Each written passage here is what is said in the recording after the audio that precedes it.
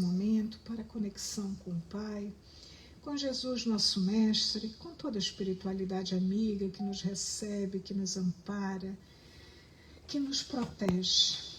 Agradecemos, Pai, por mais essa noite de aprendizado, de encontro, de fortalecimento de nossos laços de amizade, da criação de novos laços de reencontros.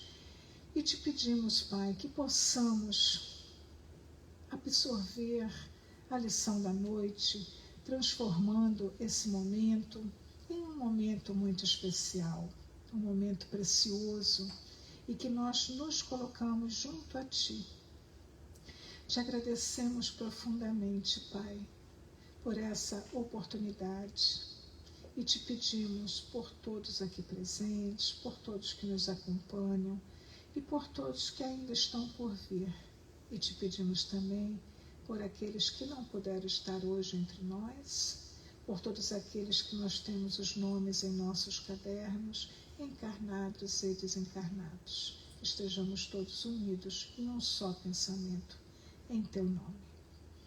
Te pedimos também, especialmente, pelo nosso palestrante da noite, para que ele possa trazer o resultado dos seus estudos, de forma que possamos recebê-los com esse carinho, com esse amor com que ele sempre nos traz. E assim, então, damos por iniciados os trabalhos da noite. Que assim seja.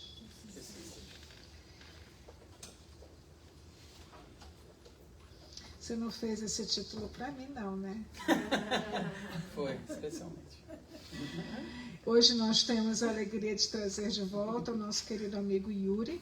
Ele é trabalhador ativo do Conscious Living e tem esse carinho, esse prazer, essa alegria de sempre trazer uma lição para iluminar os nossos corações e as nossas mentes. Então, Yuri, a palavra é sua.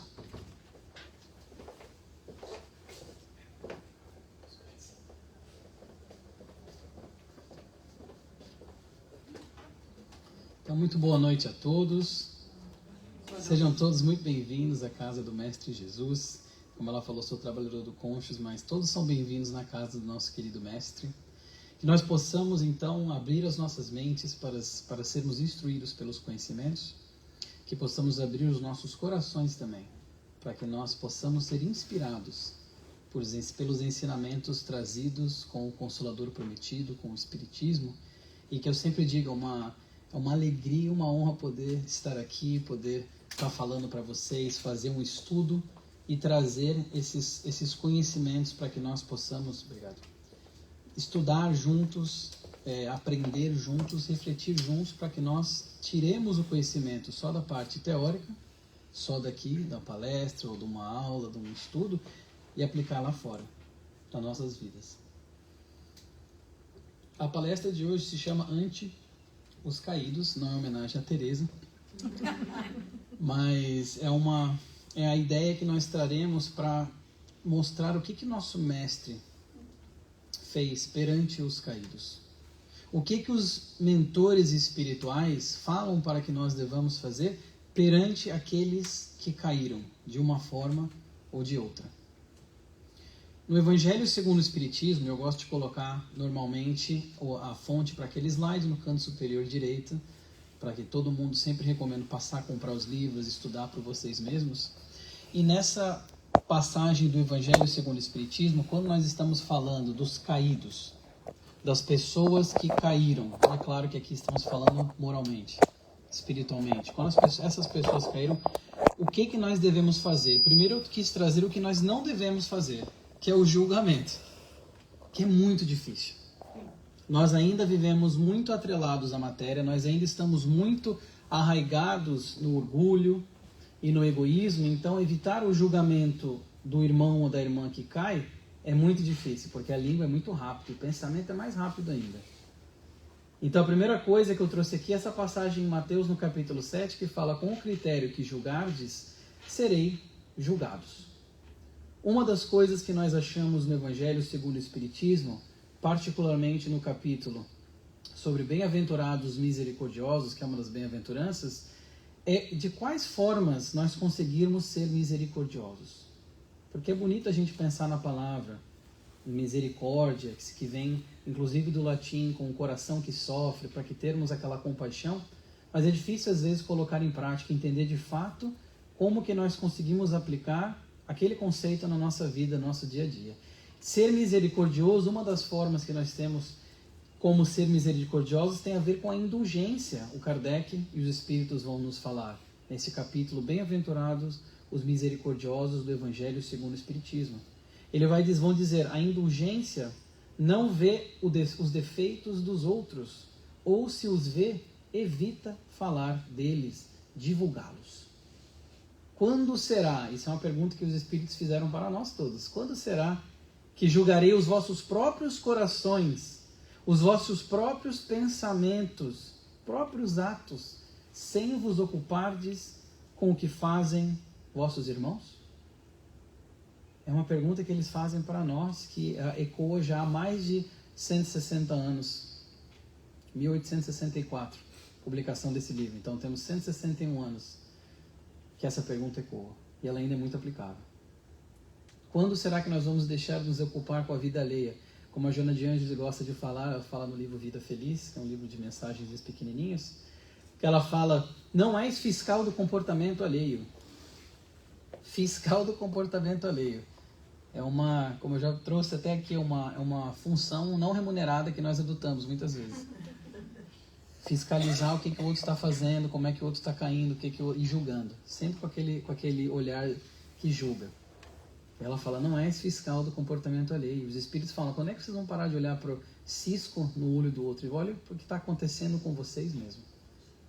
Claro que isso tudo está muito ainda atrelado ao orgulho, muito atrelado ao egoísmo.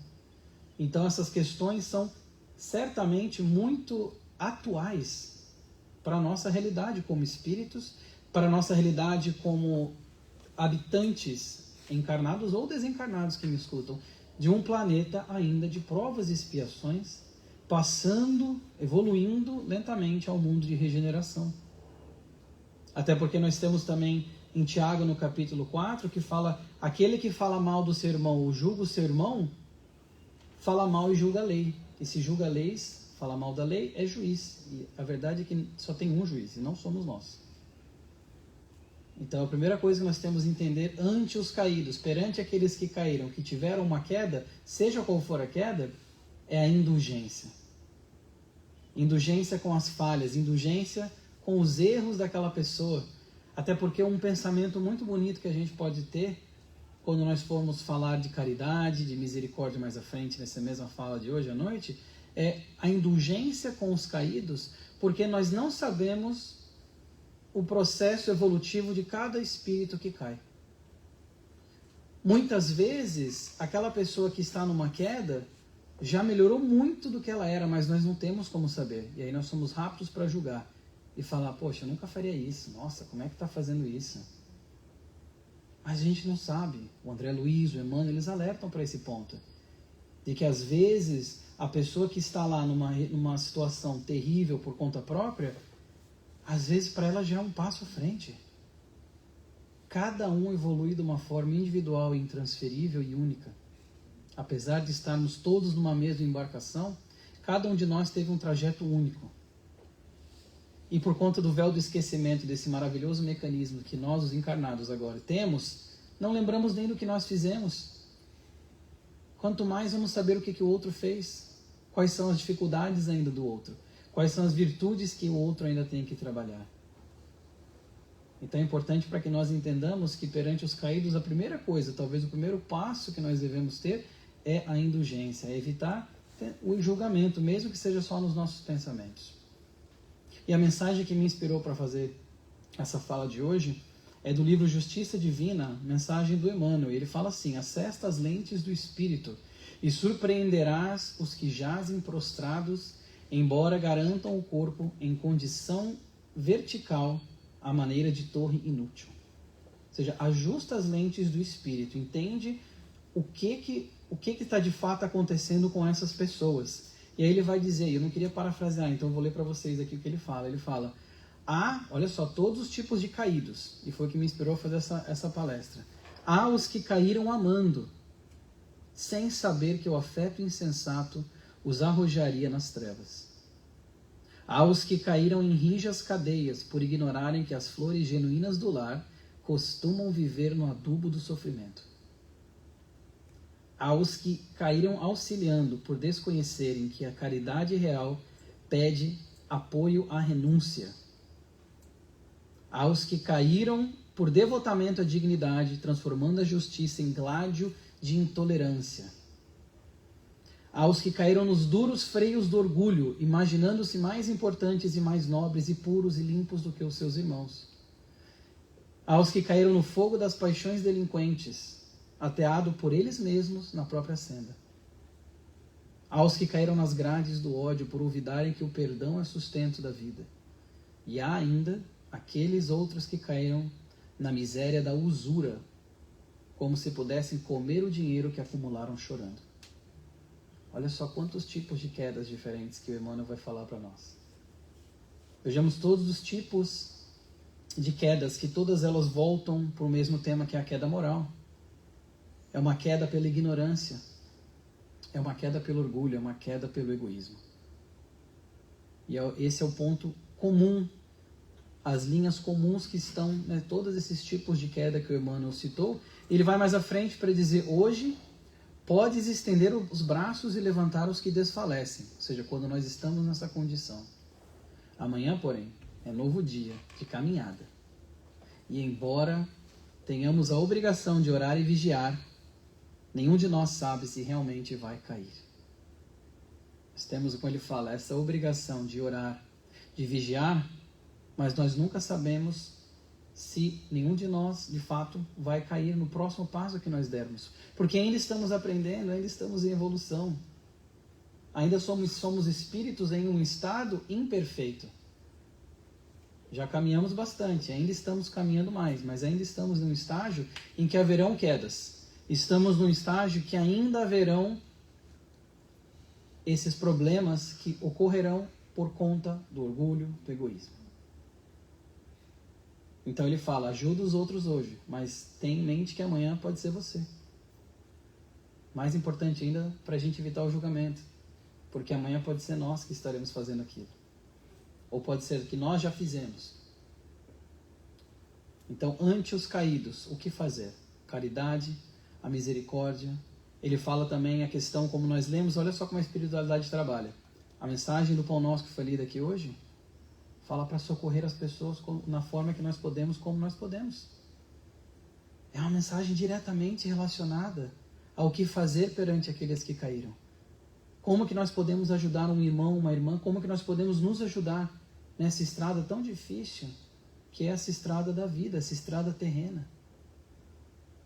E a Joana de Ângelo, o que será que ela fala? Bom, no livro Vigilância, a Joana vai dizer que enquanto não compreendas que a caridade é sempre a bênção maior para quem a realiza, ligando o benfeitor ao necessitado, estarás na fase primária da virtude por excelência.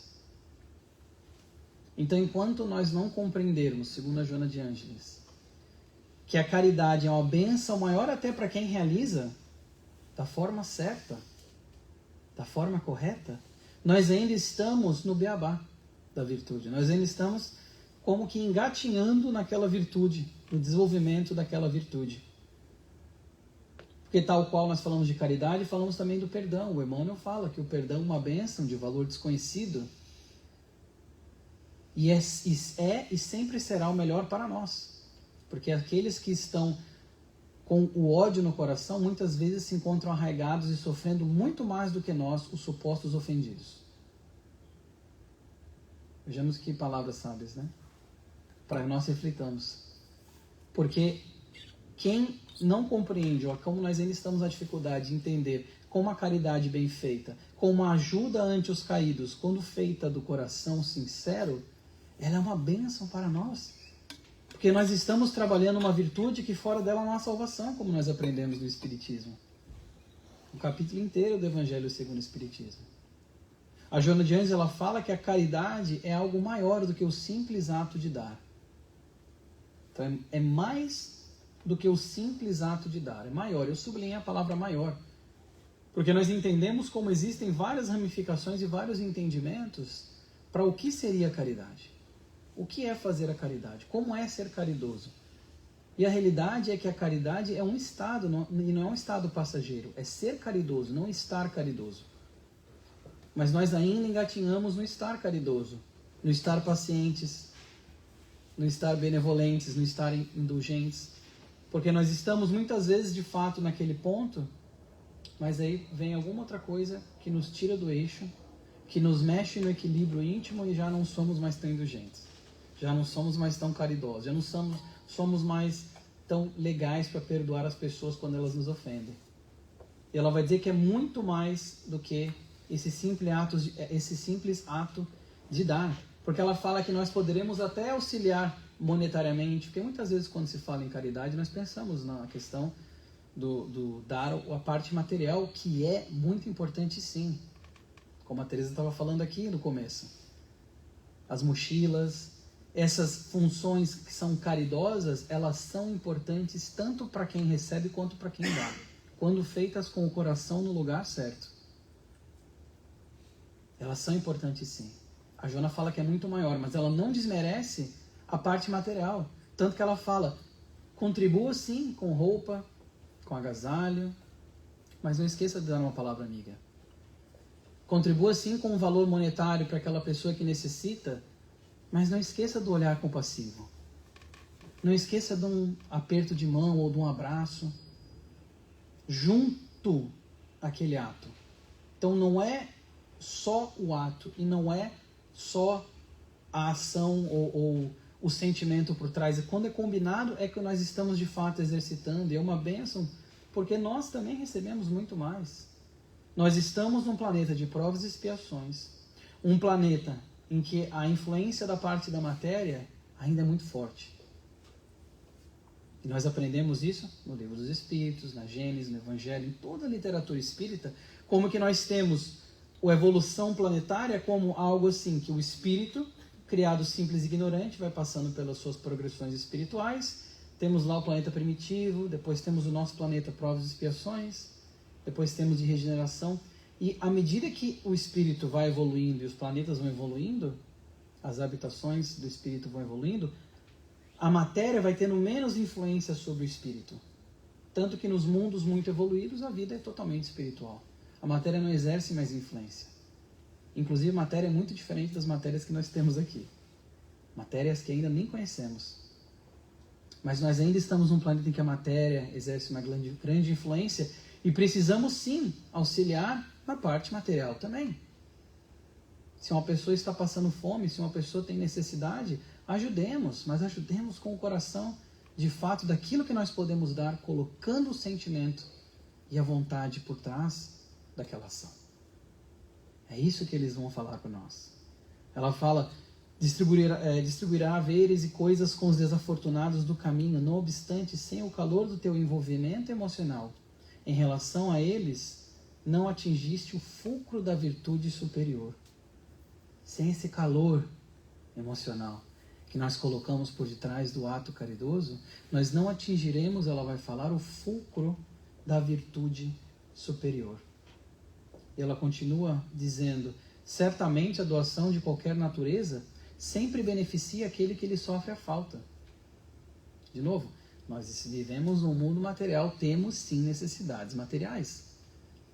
A doação para um centro espírita, por exemplo, é importante, porque nós estamos aqui agora usufruindo de uma coisa material, os encarnados e desencarnados, mas que se mantém através de doações, através de ações. Todavia, para que a caridade seja alcançada, é necessário que o amor se faça presente. Para que a caridade seja alcançada, sim. E aqui poderia até ter um C maiúsculo na palavra caridade. Para que de fato a verdadeira virtude seja alcançada, nós temos que embuti-la com o amor. O sentimento sublime. O que é o começo, porque nós somos criados pelo amor do Pai. E o fim, o alfa e o ômega, porque nós também chegaremos num ponto em que seremos só amor. Como o nosso Cristo. Ainda não estamos lá, mas chegaremos. A caridade material, ela vai dizer, preenche os espaços abertos pela miséria socioeconômica, visíveis em toda parte.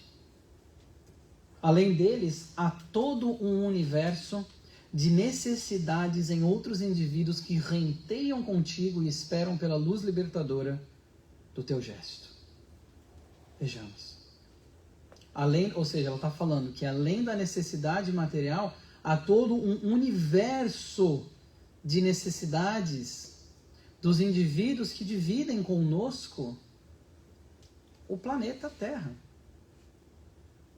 Os indivíduos que dividem conosco a nossa casa, o nosso teto, a nossa cama, às vezes. Que dividem conosco a nossa neighborhood, a nossa vizinhança. Existem todo um universo de necessidades. Então não é só necessidade material, porque muitas vezes quando nós estamos falando dos caídos, como nós já vimos com o Emmanuel, o caído às vezes pode ser aquela pessoa que parece que está tudo bem, que tem todos os recursos materiais, físicos, tudo parece que está perfeito, mas é uma pessoa que moralmente está em queda. E essa pessoa também precisa da nossa caridade, da nossa indulgência, da nossa benevolência, da nossa misericórdia. Então Emmanuel fala, ajusta as lentes do teu espírito, ajusta o teu olhar, ajusta como que você vai olhar para essas pessoas e entender as pessoas que estão de fato caídas e o que nós podemos fazer para ajudá-las. Eu trouxe aqui uma parte visual, eu gosto de trazer os slides não só para colocar os textos na íntegra, mas também a parte visual. Como é que nós podemos então, de acordo com a Joana de Ângeles, fazer aqui a nossa caridade? Quais qualidades compõem essa casinha, ou esse teto da caridade? Quais são os pilares? Ela vai dizer o seguinte, a indulgência em relação aos ingratos e agressivos. A compaixão diante dos presunçosos e perversos. A tolerância em favor dos ofensores. A humildade quando desafiado ao duelo da insensatez. A piedade dirigida ao opressor e déspota. A oração intercessória pelo adversário. Nós não lemos no Pão Nosso, amai vossos inimigos, não foi a mensagem de hoje? O que não são os inimigos quando muitas vezes aqueles que caíram? Cabe a nós também amá-los e ajudá-los, da forma como o Mestre nos ensinou. A paciência enobrecida face às provocações e à irritabilidade dos outros. A educação que rompe as algemas da estupidez e da maldade, que se agasalham nas furnas da ignorância, gerando a delinquência e a loucura. Vejamos quantas coisas, quantos pilares diferentes, isso é uma beleza, que nós podemos trabalhar para que cheguemos de fato na caridade, para que construamos a nossa casinha da caridade como virtude eterna. Porque a caridade, essas virtudes que nós vamos acumulando e trabalhando em nós mesmos, são eternas. São aquilo que nós levaremos conosco quando nós já não estivermos mais com isto. Isso aqui vai voltar ao pó. Isso aqui vai ficar para trás. Agora, as virtudes que nós já trabalhamos, essas sim permanecem conosco. Como Jesus falou dos tesouros. Não buscar os tesouros em que as traças podem comer, ou que a ferrugem pode estragar, que os ladrões podem roubar, mas amontoais tesouros no céu, que são as virtudes. São esses tesouros eternos que ninguém nos tirará, nenhum ladrão poderá roubar, nenhuma traça poderá destruir, nenhuma ferrugem corroerá. É isso que o Espiritismo traz. É isso que nós temos tanto que aprender e colocar, como eu falei no começo, colocar lá fora. Fazer essa reforma íntima, sabendo que a reforma íntima terá um reflexo exterior. E é precisamente através desses pilares que nós conseguiremos, então, atingir um ponto em que nós conseguimos ser caridosos, mesmo que por um momento que seja no começo. E depois isso vai se tornando um hábito. Cada vez mais que nós treinamos a paciência, a oração, a piedade, que nós nos educamos os outros. Porque o conhecimento também transforma. E eu sempre falo que o conhecimento, quando guardado para si, ele é uma forma de egoísmo. É por isso que eu tenho tanta felicidade de vir aqui distribuir os estudos. Me alegra demais. Porque estamos dividindo conhecimento. É por isso que eu trago tantas fontes também nas minhas falas. Para mostrar a congruência das informações e incentivar as pessoas a irem lá, pegarem os livros, estudarem. Porque o conhecimento guardado para si é egoísmo, vai morrer. E vai ficar com aquela pessoa, e aí? Transformei a mim mesmo, teoricamente, mas e o meu próximo? Como que eu ajudei os caídos moralmente? Como que eu ajudei aqueles que caíram de uma forma ou de outra? Até porque amanhã pode ser que eu caia, porque com certeza já caí. Com certeza cairei de novo. Faz parte do processo de aprendizado. Faz parte da nossa evolução como espíritos imortais que já viveram muito e viverão muito mais. Então nós aprendemos no Evangelho segundo o Espiritismo que fora da caridade não há salvação. Como eu disse, é um capítulo inteiro que eles dedicam a essa questão da caridade. E o Allan Kardec nos fala: dedicai-vos assim, meus amigos, a compreender-lhe o sentido profundo, a caridade, e as consequências, a buscar por vós mesmos todas as suas aplicações. Buscar por nós mesmos todas as aplicações necessárias. Se nós temos o que doar, que doemos a parte material. Se nós temos que doar o nosso tempo, que doemos o nosso tempo. Se nós temos conhecimento, que doemos o nosso conhecimento. Se nós temos abraço para doar, que demos o abraço. Um olhar, uma palavra amiga, um gesto carinhoso, doemos o que nós temos. Porque todos nós temos muito o que doar. E eu não lembro que autor que falou isso, que eu li há muitos anos atrás, mas sempre ficou comigo isso, que o autor falava que a caridade, acho que foi o Bezerra, falava que a caridade é você doar aquilo que só você pode doar. Olha só que interessante, né? Porque parece às vezes que a gente pensa, eu tenho aqui uma parte material que eu posso doar, mas outra pessoa também pode. Mas ele fala que a caridade, de fato, é você doar aquilo que somente eu tenho e que só eu posso. Não que seja exclusivo, mas que seja de uma forma única, porque quando eu estou doando, a bênção vem para mim também. De novo, doando todas as formas de doação, que nós já falamos aqui.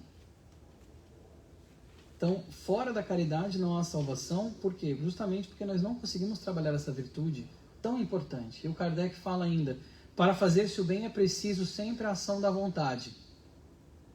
Para não se praticar o mal, basta muitas vezes a inércia e a indiferença.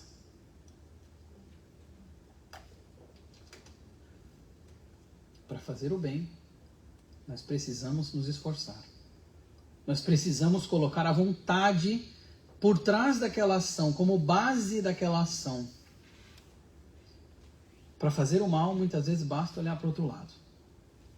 Basta tentar não enxergar, basta tentar lavei minhas mãos, não vou fazer nada.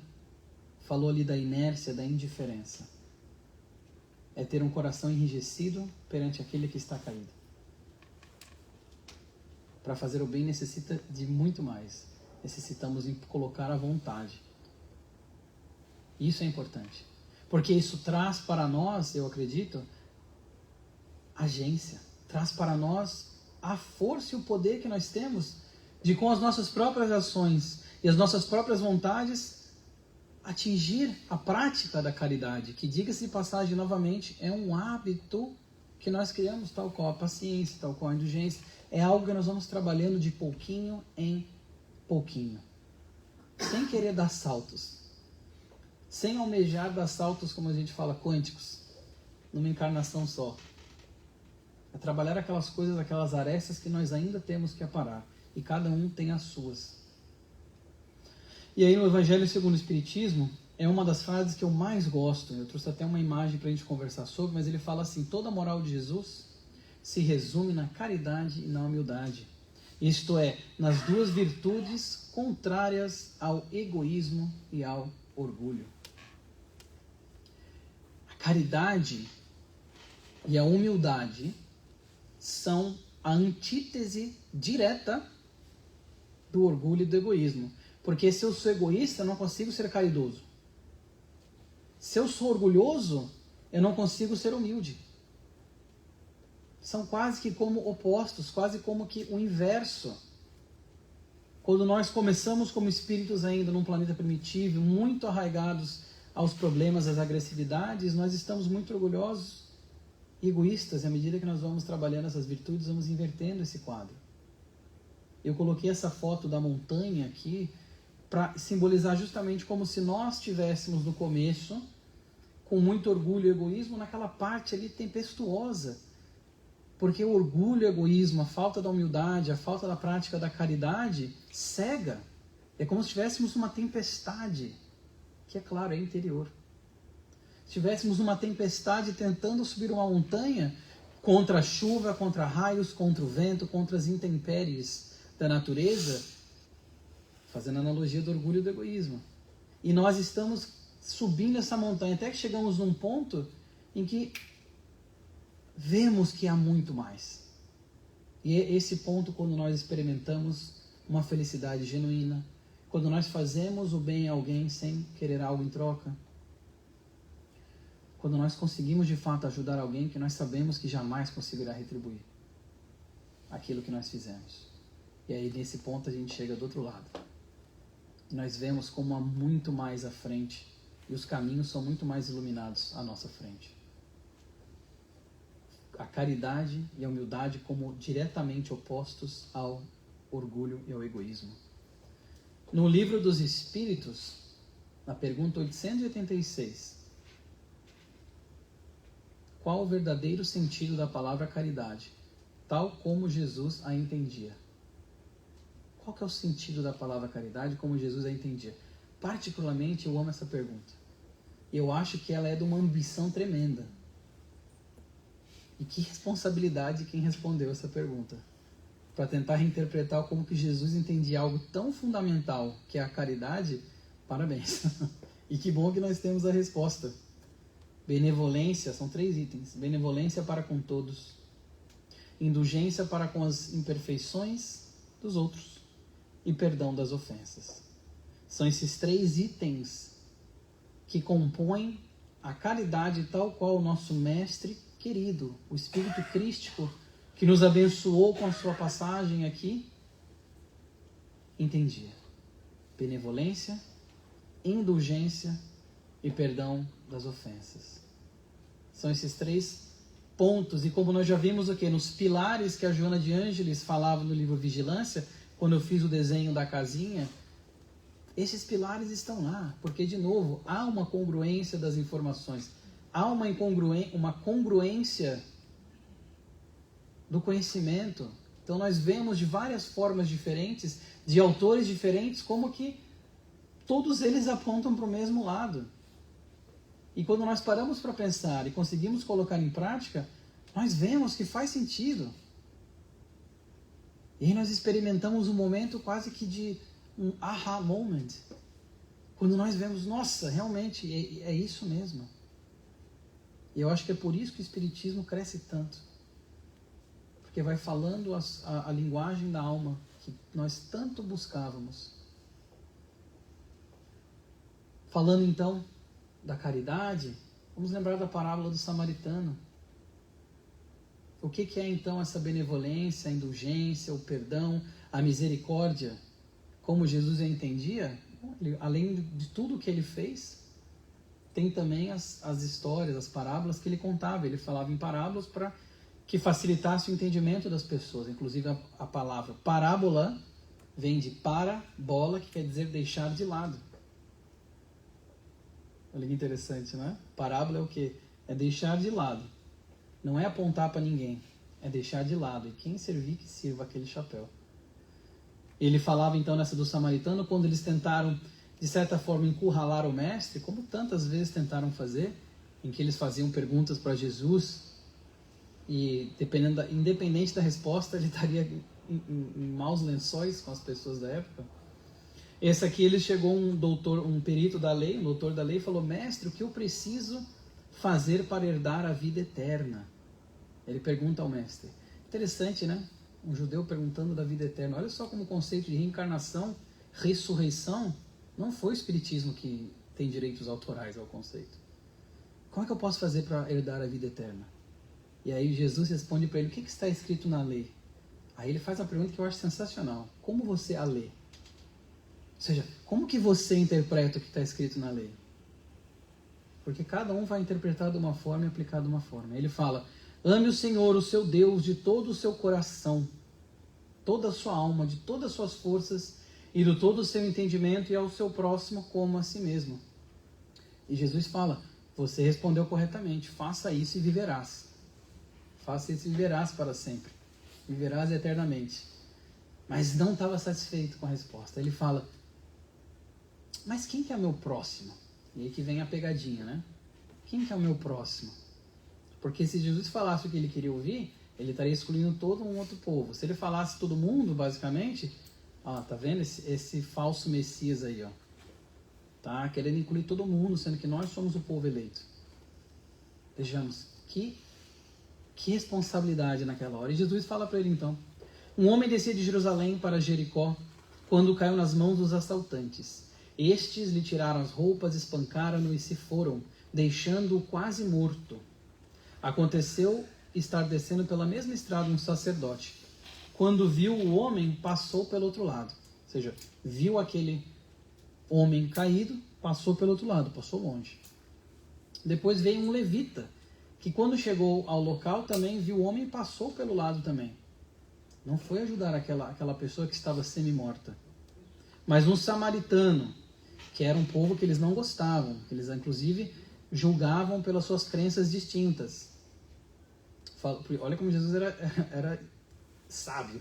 Falou, o samaritano então estava vindo de viagem, ou seja, ele não estava ali caminhando a bel prazer, sem nada o que fazer, ele estava de viagem. Chegou onde se encontrava, viu o homem e quando viu teve piedade dele. Aproximou-se, enfaixou-lhe as feridas, derramando nelas vinho e óleo. Que isso é uma outra palestra, mas tem muito a ver com o levita e o sacerdote. E fala assim, depois colocou-o sobre o seu próprio animal, levou ele então para uma estalagem, deu 2 denários para a pessoa da estalagem e falou assim, está aqui para você cuidar dele durante hoje à noite, eu volto amanhã, se você gastar algo mais, eu lhe darei o que estiver faltando, se você gastar mais que esses 2. E aí Jesus vira para ele então, para o doutor da lei, o perito da lei fala, qual desses 3 você acha que foi o próximo do homem que caiu nas mãos dos assaltantes? E aí, claro que não tinha como ele dar outra resposta, porque estava muito óbvio, por mais que fosse um samaritano que estava ali como personagem da história, ele falou, aquele que teve misericórdia dele. Aquele único dos 3 personagens que foi lá e auxiliou aquela pessoa que estava semi-morta. Aí Jesus fala, vai e faça o mesmo. Vá e faça o mesmo. Vá e ajude os que estão caídos. Que nós trouxemos para o tema de hoje. Vá e faça o mesmo. E olha que interessante, no livro Coragem, capítulo 18, isso aqui, muitas pessoas já provavelmente conhecem a passagem do samaritano, mas eu vou mais além. Capítulo 18 do livro Coragem, psicografado pelo Chico Xavier. Emmanuel nos fala que o que o Jesus estava ali com os apóstolos, e os apóstolos estavam debatendo depois que ele contou essa parábola. Nossa, mas realmente o samaritano foi o certo, olha os outros lá, como é que eles podiam passar e nem estavam julgando. E o Emmanuel fala que Jesus vira para os apóstolos e diz o seguinte, quem passasse ali com o coração irradiando amor, teria piedade daqueles 2 que não puderam ajudar o que estava ferido. Teria piedade também daquele que caiu na mão dos assaltantes e foi quase morto. Teria enviado um pensamento de gratidão para o dono da estalagem, que foi na fé e aceitou que se talvez ele tivesse que gastar, que ele seria ressarcido, que o homem voltaria no outro dia. Teria mandado um pensamento de admiração e gratidão também pelo samaritano que auxiliou aquele homem que estava caído, mas teria também mandado, está faltando um personagem nessa história, uns personagens, mas também teria mandado um pensamento de amor para os ladrões, pois são irmãos desviados do caminho e precisam disso. Então, quando a gente acha que Jesus já ensinou o que tinha para ensinar, ele vai lá e levanta a régua. Fala, vocês acham que o samaritano é o cume da caridade, da misericórdia, e a pessoa então que lança um pensamento de oração e de piedade e de amor para os assaltantes que ainda estão no caminho do mal, que são irmãos que estão caídos. Que fiquemos com essa imagem, com esse norte nessa bússola. Os Espíritos sempre disseram, falamos aqui do pensamento, da oração, a forma nada vale, o pensamento é tudo. Ore, pois, cada um segundo suas convicções e da maneira que mais o toque. Um bom pensamento vale mais do que grande número de palavras com as quais o coração em nada tome parte. Porque nós já vimos como um dos pilares da caridade também é a oração. Mas a oração feita dessa forma, com esse objetivo de elevar o nosso pensamento a Deus, elevar o nosso pensamento aos benfeitores espirituais, elevar os nossos pensamentos àqueles que estão caídos. Porque nós também precisamos, já no passado, e também precisaremos quando nós cairmos. E nem seja por isso, só isso é para ter uma perspectiva. Mas que é isso que nós devemos fazer. O pensamento é o que vale tudo, não importa quantas palavras. Então, para as pessoas que às vezes pensam, mas eu não tenho tempo para doar, eu não tenho recurso financeiro para doar, todos nós temos um pensamento à nossa disposição. Todos nós temos uma oração que não custa nada. Custa tempo, mas vamos ser sinceros, quanto tempo? O que é 1 minuto no seu dia? Uma oração feita com o coração. Então nós podemos, eu trouxe aqui como sugestão, orar pelos caídos. Porque no livro Pensamento e Vida nós aprendemos com Emmanuel como que a prece impulsiona as recônditas energias do coração, libertando-as com as imagens de nosso desejo por intermédio da força viva e plasticizante do pensamento. Essas imagens então ascendem às esferas superiores. Vejamos, tocando as inteligências que nos rodeiam e recebemos as respostas do plano divino. Então nós podemos de fato vibrar, orar, fazer uma prece por aqueles que estão tão necessitados. Ah, não tive tempo para ir lá numa ação caridosa. Deixa eu tirar um tempinho do meu dia, da minha noite, fazer uma oração para aquelas pessoas, para aqueles doentes que estão nos hospitais, para aquelas pessoas que são sem teto, que estão passando fome, para aquelas pessoas que estão ainda perdidas no orgulho e no egoísmo. Essa é mais difícil. Mas também precisam da nossa ajuda, também precisam da nossa oração. Também é um ato de caridade. Como orar então? A principal qualidade da prece é ser clara, simples e concisa. Sem fraseologia inútil, sem luxo de epítetos. Eu adorei que eles usaram palavras difíceis para justamente mostrar o que não é para fazer. Que são apenas enfeites de lantejoulas. Cada palavra deve ter o seu alcance próprio, despertar uma ideia, mover uma fibra. Numa palavra, deve fazer refletir. Deve fazer o quê? Essa mudança interior tão importante que a oração faz e que ela transpõe o interior. A oração, quando feita com o coração, impulsionando as recônditas energias que todos nós temos de amor, ela transcende o nosso íntimo, ela transcende o nosso interior, ela toca todos ao nosso redor, modificando todas as realidades. Nós temos um instrumento muito forte no pensamento que nós ainda estamos aprendendo a utilizar. Inclusive, mais além, eles vão dizer que não é pela multiplicidade das palavras que sereis escutados, mas pelas sinceridades delas. Para que nós modifiquemos, então, aquele hábito secular que nós já adquirimos de outras encarnações, certamente também, de fazer aquela prece mecânica. Quando anteriormente tínhamos que fazer, faz 50 dessas, 50 dessas. O pensamento em outro lugar. Aquela forma mais rápida possível, passar logo isso aqui para já poder fazer outra coisa. De uma forma mecânica, de uma forma sem sentimento. Não. Você falar uma frase, às vezes, vale mais. Não sei se eu diria cresci, mas eu convivi com o Espiritismo desde muito pequeno. E eu nunca esqueço a pessoa que eu mais gostava da prece, como criança, 10, 11 anos, era uma pessoa do Centro Espírita, quando eu ainda morava no Brasil, que ela falava quatro frases. A Parece que eram 4 frases, mas era uma coisa de louco. A força daquelas 4 frases, a energia que eu sentia quando ela falava era curta a prece dessa pessoa, que era um trabalhador da casa. Mas era uma coisa que eu sentia como criança, eu ficava impressionado. Eu falava, meu Deus, que força da palavra. 0 palavreados difíceis. 0 frases inúteis. Mas era uma coisa que me marcou muito. E para que nós possamos então entender que o quê? Quando nós estamos falando de ajudar os caídos, nós estamos com tudo que nós temos ao nosso dispor na nossa mão. No livro Ceifa de Luz, Emmanuel fala que, segundo é fácil de observar, estás na terra de alma condicionada às leis de espaço e tempo, conforme o impositivo do autoaperfeiçoamento, em que todos nos achamos. Todos nós estamos aqui no autoaperfeiçoamento.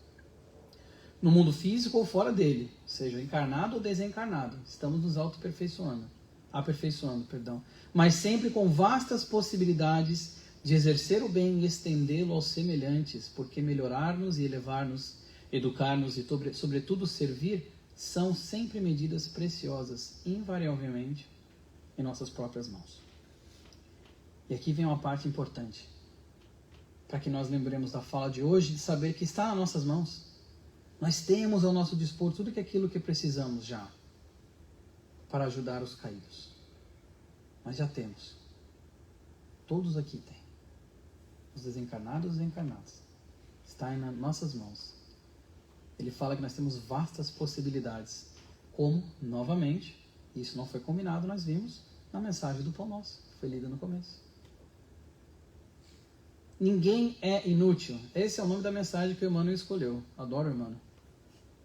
Ninguém é inútil. Pronto. Essa é a mensagem.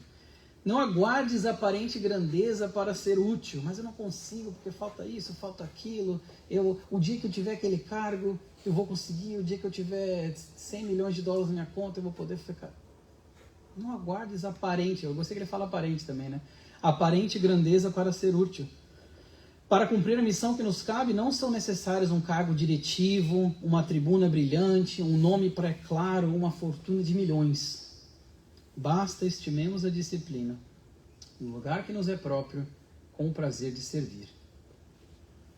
Basta que nós estimemos a disciplina, no lugar que é próprio, e nos é próprio, com o prazer de servir.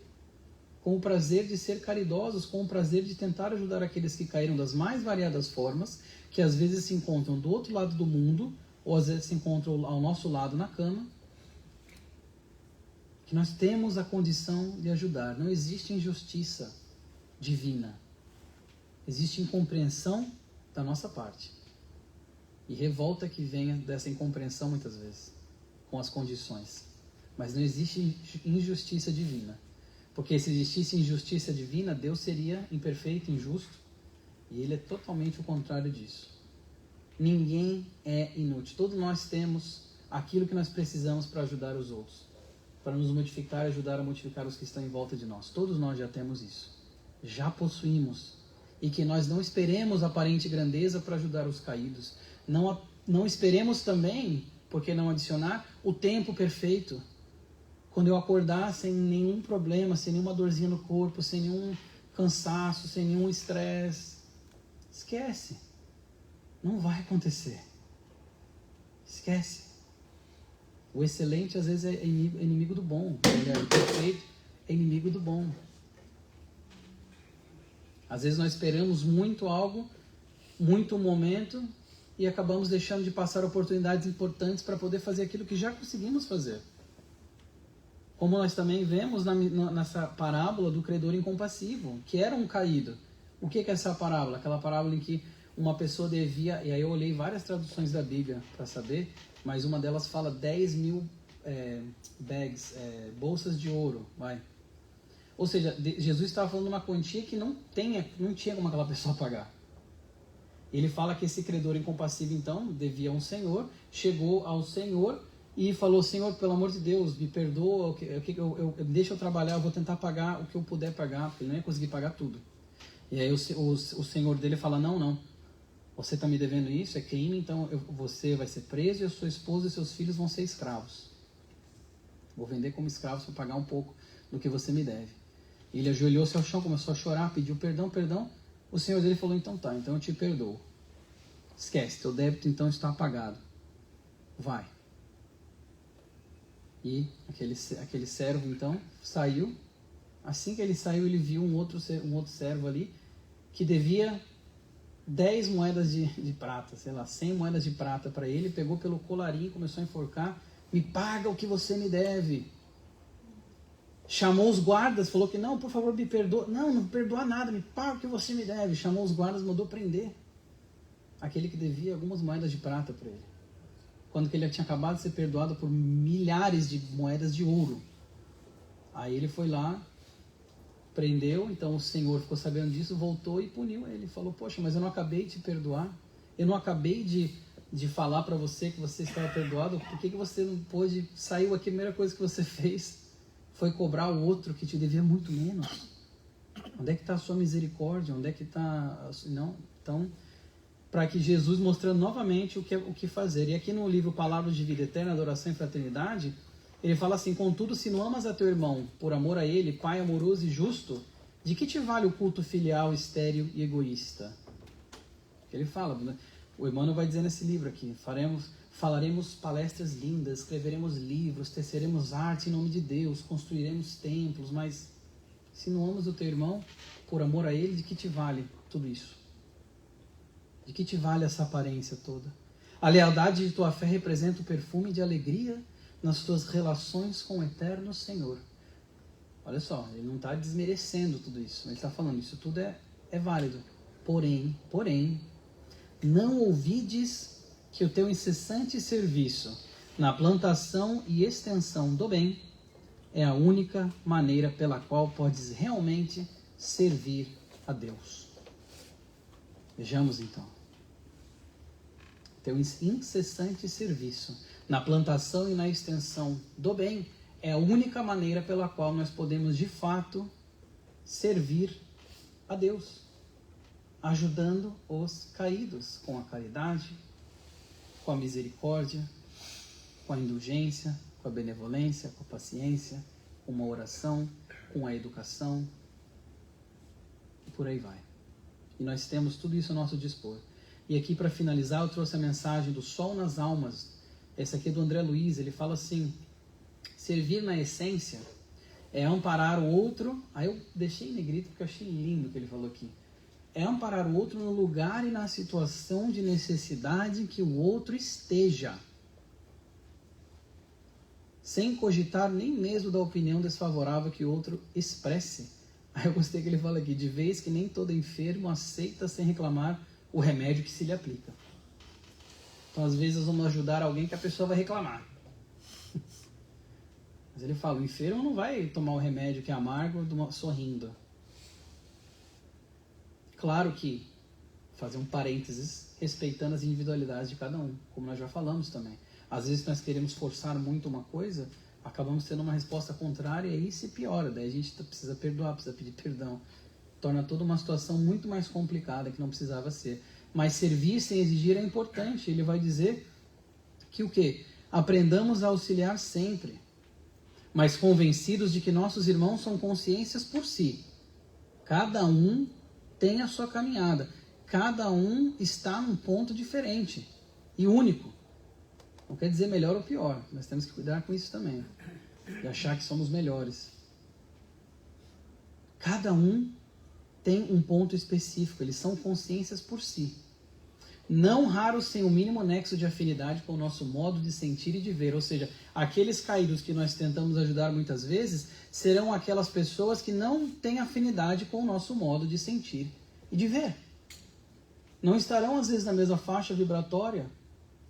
Aliás, a maioria das vezes não estarão. Não estarão muitas vezes com o mesmo nível de conhecimento que nós já descortinamos no Espiritismo. Vindo aqui nas palestras, fazendo os estudos. Então, com isso, que nós podemos aprender o quê? Auxiliar sempre, a servir sem exigir, sem esperar algo em troca. Porque até na Bíblia fala, se você ajudar aquele que não puder, você sabe que não vai te retribuir, Deus levará muito mais em conta isso. É servir sem exigir que a pessoa aceite a nossa ajuda, de uma forma forçosa, sem exigir que o tempo seja perfeito para que eu possa fazer a caridade, me auxiliar a mim mesmo e ao próximo. Pessoal, são muitas maneiras que nós temos de poder ajudar os caídos. Inúmeras. Eu espero ter conseguido trazer um pouquinho aqui desses caminhos desse mapa. Claro que cabe a cada um de nós traçar o nosso próprio caminho e percorrer esse mapa. Mas o mapa já nos foi dado. O que eu fiz aqui foi relembrar. O mapa já nos foi dado. Recomendo muito, como eu digo sempre, leiam os livros. Esses livros praticamente todos estão ali. Leiam os livros, estudem. Participem dos grupos de estudo. É muito importante esse aprimoramento. É muito importante que nós adquiramos o conhecimento. Que uma vez que nós tenhamos o conhecimento, nós podemos aplicar com fé, com segurança. Então estudem, leiam. E se eu puder fazer um comentário de 20 segundos aqui, para quem não tem tempo de ler ou quem não gosta de ler, eu fiz um podcast de reflexões espíritas. São reflexões de 15 minutinhos com um pianinho no fundo, uma coisa simples, fácil de digerir. Então, para quem quiser, está no YouTube, no Spotify, chama Companheiro Espírita.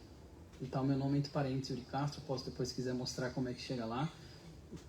É importante a gente estar recebendo a mensagem. Seja na palestra, seja lendo, que é o que eu mais gosto de fazer, ler. Seja ouvindo. Muitas pessoas já me falaram que estão ouvindo o podcast no carro. Foi a ideia que eu tive, na verdade, de fazer algo curto. Ou quando estão aspirando a casa. A outra pessoa falou que ouve quando está na academia, na esteira. O importante é isso. Eu fiz com essa mentalidade das pessoas que às vezes não têm o tempo ou o hábito de ler, para que elas possam estar ouvindo e estudando. Tem gente que prefere ouvir. Então, chequem lá depois no canal do YouTube. Tem minhas palestras também, eu também subo para lá, mas tem um podcast lá. Chama Companheiro Espírita. No Spotify, Amazon Music e no YouTube. Ou seja, não tem desculpa. Nós temos tudo à nossa disposição para que a gente estude, para que a gente aprenda, para que a gente coloque em prática, para poder, de fato, combater o orgulho e o egoísmo dentro de nós mesmos, através da nossa caridade, através da benevolência, da indulgência e das nossas ações, por menores que elas pareçam. Mas com certeza toda árvore grande um dia foi uma sementinha. Então desejo a todos muito obrigado pelo carinho, desejo a todos uma semana muito iluminada.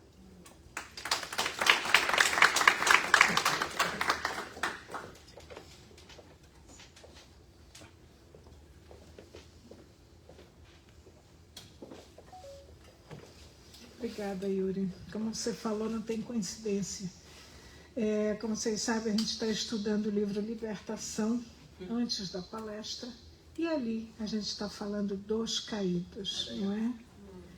E nós estávamos conversando exatamente sobre isso, né? Como que isso acontece, como ajudar, não é? A gente falou tanto, como é que a gente ajuda, como é que a gente muda essa atmosfera, essa situação que o nosso planeta está vivendo com tantos caídos. E aí, essa linda palestra e com toda a literatura ali disponível.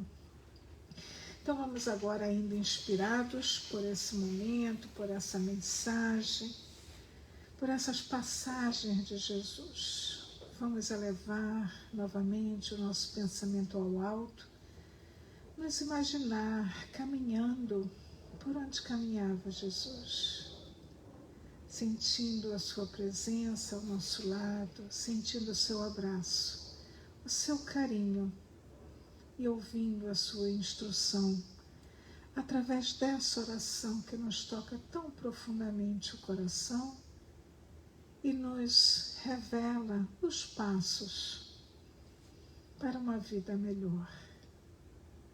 Pai nosso que estás no céu, santificado seja o vosso nome.